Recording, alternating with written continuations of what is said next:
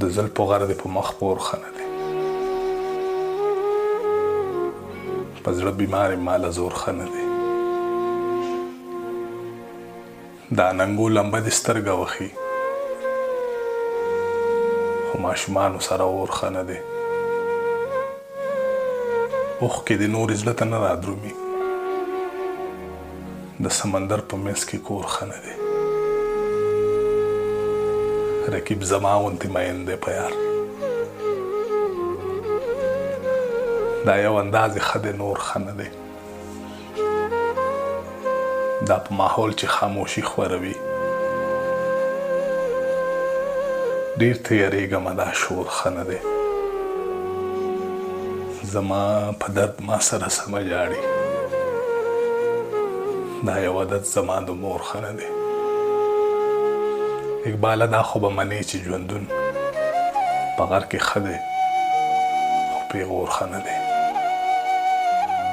اقبال مومند لالا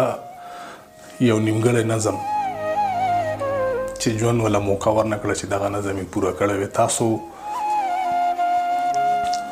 د دغه یو څو کرښو نه اندازه ولګوئ چې څومره شاهکار نظم یې روان کړو خو نیمګړی پاتې شوی دی. زما بچی ستا سلام ما ته راورسېدو، ته چې څه غواړې دا پیغام ما ته راورسېدو، تا خپل پیغام کې ناممکنه شان خواهش لیکلی، تا په طلب کې عجیبه شان فرمایش لیکلی چې به په شا پرېږدي حیا دومره کمزورې نه دی، زما بچیه ستا بابا دومره کمزورې نه دی، هر څه به وکړي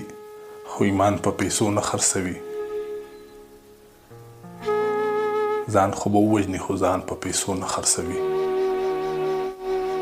تا سوي خلکو محلونه او بنګلې جوړې کړې، تا سوي خلکو د پیسو نه بوساړۍ جوړې کړې، مور دې خبر ده چې د کور صندوق کې څه پراته دي، نه پکې سره کاسې شته نه پکې سره پراته دي،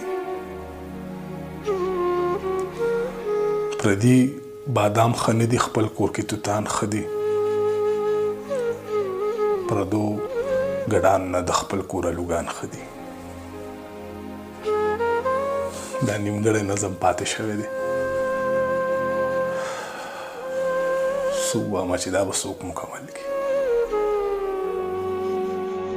چا اور لګولی دی په چا اور لګېدلی دی، خدایه په څلور کونجه دنیا اور لګېدلی دی،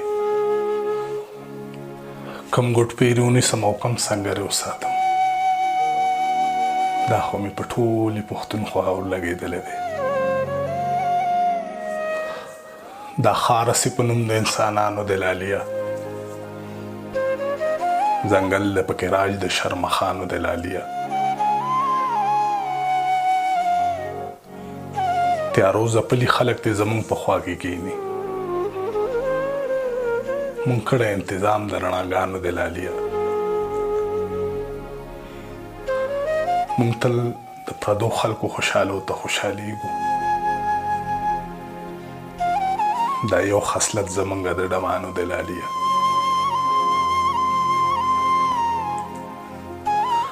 مونږ چرته چې چراغ لیدلی ځان مې بوسېدلی، زمونږ خو عادت د پتنګانو د لالیه، او مونږ هسې زنده‌باد او مرده‌باد نارې وهلې، وطن خو د وطن د بادارانو د لالیه، او توپان مو د وختونو په شا ځکه تنبولی چې سر باندې مې سوری د یارانو د لالیه، او غزل کې د اقبال که د خالونو ذکر نشته، مضمون خو پکې ستا د اداګانو د لالیه، روري زندان کې مړ شو خپله په مورچه کې مړ شو، دلته یو کسو د پرتي جنګ په کاته کې مړ شو. دا زمرو د جنگ سړی و چې داسې چلو شو د دریابونو لامبېزن په کناره کې مړ شو. خدای به بخښلی وي که نه خدای به بخښلی نه وي، د بې ګناه خلکو قاتلو خو مکه کې مړ شو.